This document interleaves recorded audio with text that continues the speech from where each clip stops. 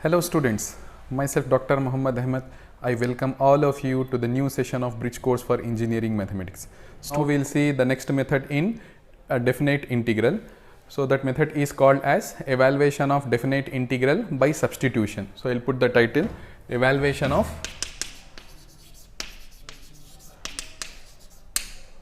definite integral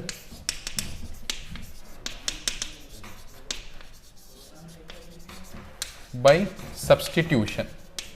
So what we have to do for evaluation of the integral, we need to take the substitution. Some substitution we have to take. So what will happen if we take a substitution in definite integral? What will be the changes that we have to incorporate in the given integral? One integral will be given to us. So for evaluation of that, we have directly we cannot evaluate such integrals. Then we need to take some substitution. If we are taking any substitution, like if we are taking x square equals to t, or root x equals to t, or some x power 3 equals to t, if we are taking this kind of substitutions in the given integral, then what will be the changes that we have to incorporate? So three things we have to change completely in the given integral. We have to change three things. First thing is the integrand. The integrand we have to change. Integrand means, suppose if I am having integral a to b f of x dx, then this function is called as integrand, right? We have to change the integrand. We have to incorporate the changes, whatever the substitution we are taking. According to that changes should be incorporated in f of x, that is integrand. Then next we have to incorporate the changes in dx, that is called as the differential. What is differential here? This dx, right?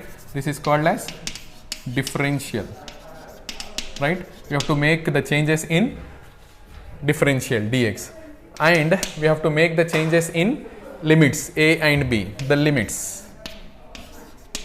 Okay. So these are the three places where we have to incorporate the changes if we are taking a substitution, right?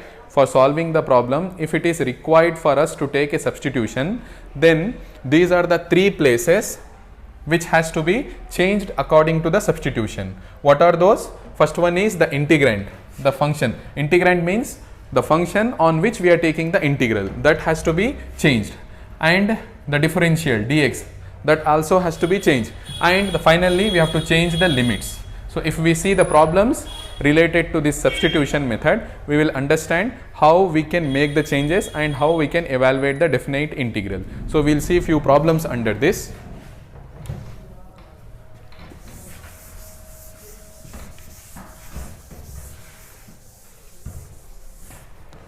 Let us consider the first problem in this. Evaluate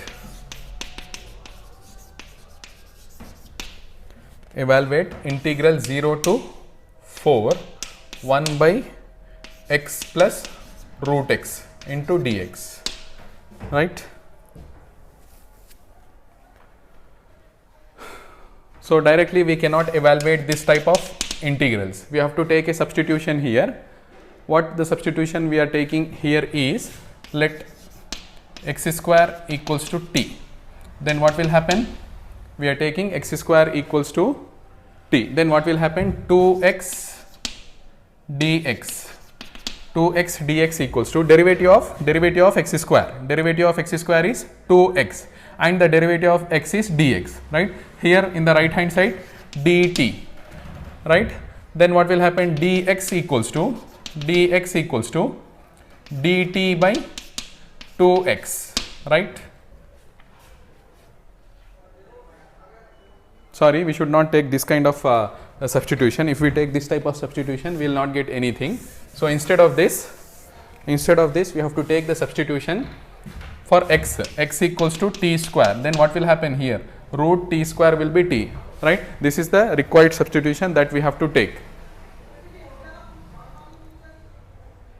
So okay, fine. If we take x equals to t square, then what will happen? dx equals to, we are finding the derivative, dx equals to differentiation of t square with respect to t, that is 2t, differentiation of t square is 2t into dt, right? And we have to find the limits also. We have to find limits also. What will be the lower limit? X equals to 0. If lower limit is x equals to 0, then what will be the changes for t? Here we are taking in place of t, in place of x we are taking t. So, and the limits are for x.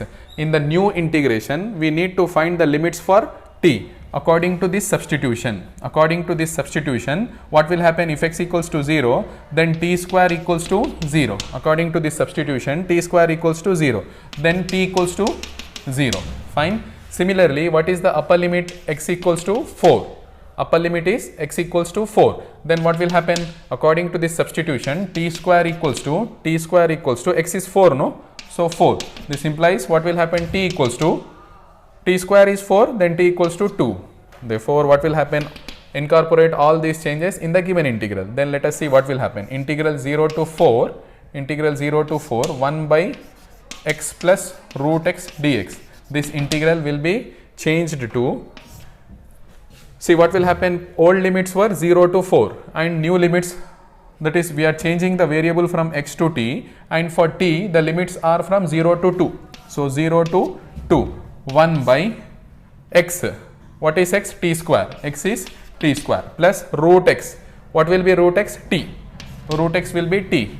Then dx, dx will be 2t dt, right? 2t dt. This is equals to integral 0 to 2. Now you take t common from the denominator, then what will happen? If we take t common from the denominator, this t and that t will get cancelled. So what will remain? 2 by what will remain? T plus 1 into dt. What I am doing here, I am taking t common from these two terms. When I take t common from these two terms, that common t and this t will get cancelled. What will remain here? 2, and here t plus 1, right? Now what will happen? This is equals to 2 into 1 by t plus 1. Integration of 1 by t plus 1 is given by log t plus 1. Log t plus 1, and the limits are from 0 to 2, right? Limits are from 0 to 2. This is equal to 2 into, what will happen? Substitute the limits. Log of, in place of t we have to substitute the limits now, right?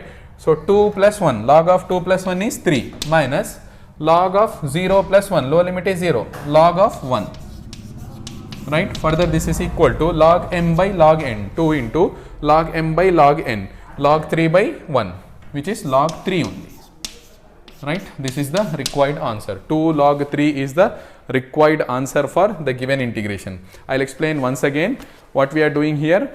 Because we are not able to evaluate this integral directly, we are taking one substitution so that this square root will get cancelled. So for that we have to take x equals to t square. For that we have to take the substitution as x equals to t square.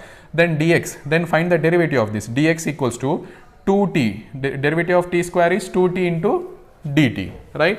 Now these are the limits. 0 and 4 are the limits for x variable. Now we have to find the limits for t variable, because we are going to change the complete integral to t variable. So that's why we are finding the limits for t. When x equals to 0, so t square equals to 0 means t equals to 0. When x equals to 4, upper limit, t square equals to 4 means t equals to 2. We have to substitute all these changes in the given integrand. So what will happen? 0 to 4 will become 0 to 2, and 1 by x will become t square, root x will become t, dx will become 2t dt. From the denominator I am taking t common, that is getting cancelled with this t. 2 will be remaining, 2 by t plus 1 into dt. 2 into 1 by t plus 1, integration of 1 by t plus 1 is given by log t plus 1. Then substitute the upper limit, log 2 plus 1, which is log 3, and log 0 plus 1, which is log 1. So log m minus log n, log m by n, log 3 by 1, which is log 3 only. So this is how we solve the problems by using integration by substitution, right? We will see one more problem. Second problem, evaluate integral 0 to 1, 2x by 5x square plus 1 into dx, right? So what we are taking, what is the given problem? 2x by 5x square plus 1 dx. So how to evaluate this? We can't even evaluate this also directly, so that's why we need to use substitution, right? So we'll take 5x square plus 1 as, put 5x square plus 1 as some t. Then this implies, differentiate this with respect to x. What will happen? 10x, we'll get 10x into dx equals to dt, right? 10x into dx equals to dt. Then what will be dx? Dx equals to dt by 10x, right? dt by 10x. Then what will be the limits? What is the lower limit? X equals to 0. If x equals to 0, then according to this, t equals to what will happen? X equals to 0. So 5 into 0 is 0. What will remain? 1.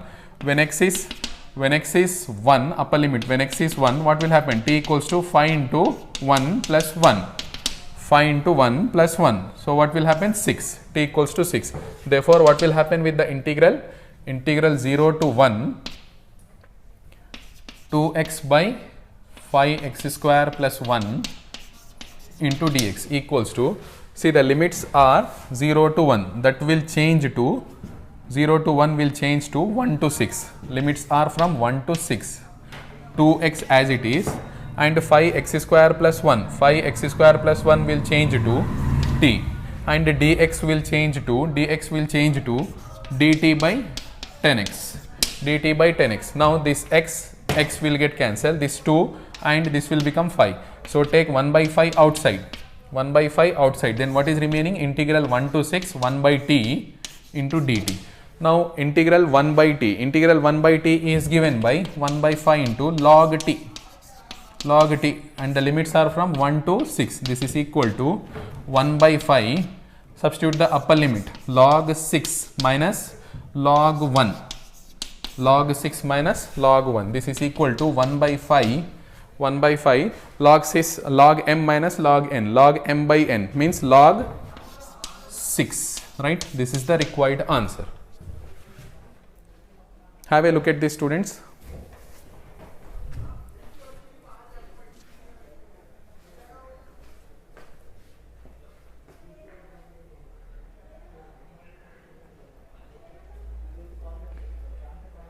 Okay, students, we will see the last problem of today's session. So the problem is,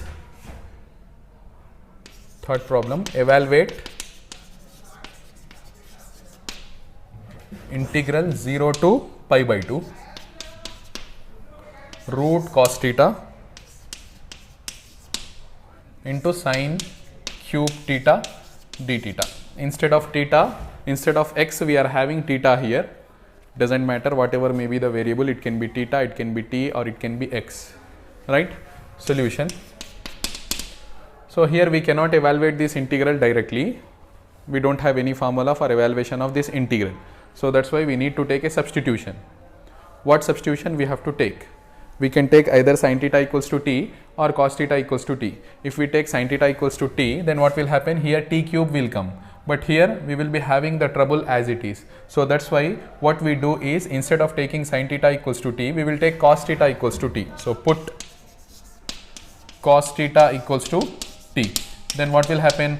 Differentiation of cos theta is minus sin theta into d theta equals to differentiation of t is dt, right?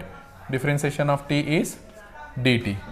Then what will happen? Sin theta d theta equals to this minus, I am taking this side, then minus dt, right?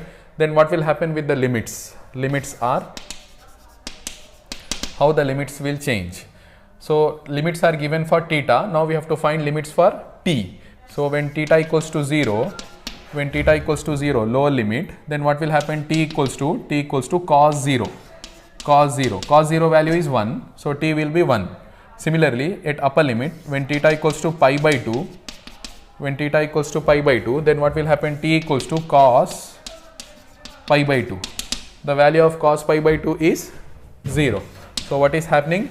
Instead of 0 to pi by 2, we are getting 1 to 0, right? Therefore, let us make all the changes in the given integral. Integral 0 to pi by 2, integral 0 to pi by 2 square root of cos theta into sin cube theta d theta. This is equal to integral 0 to pi by 2 will change from 1 to 0. So 1 to 0 cos theta will become root t, and here you observe that sin theta d theta value is minus dt.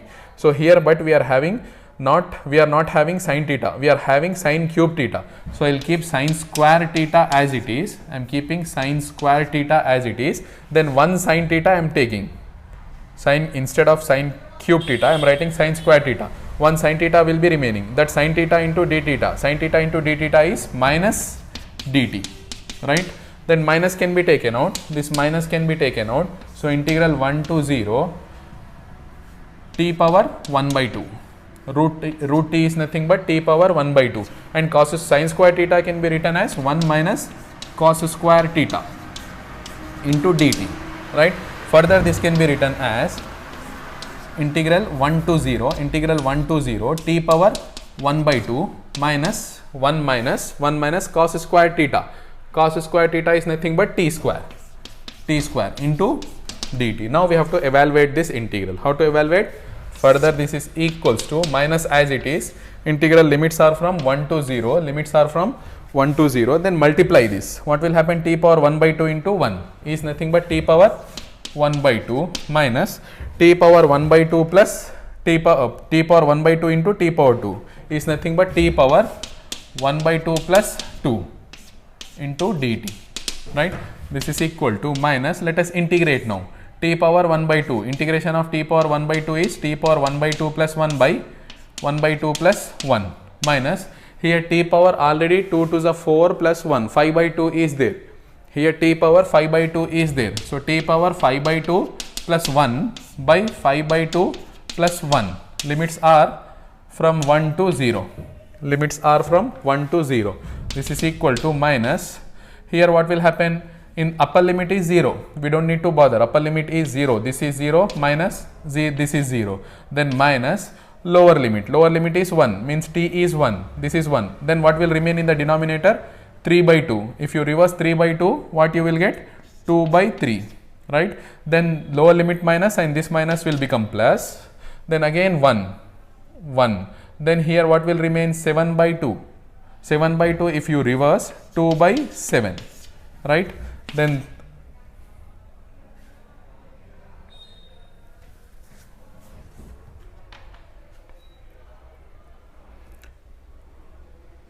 what will happen? You multiply with this minus, and this minus will become plus 2 by 3, and this plus will become minus 2 by 7. Now you find the LCM. LCM is 21, here 14 minus here 6.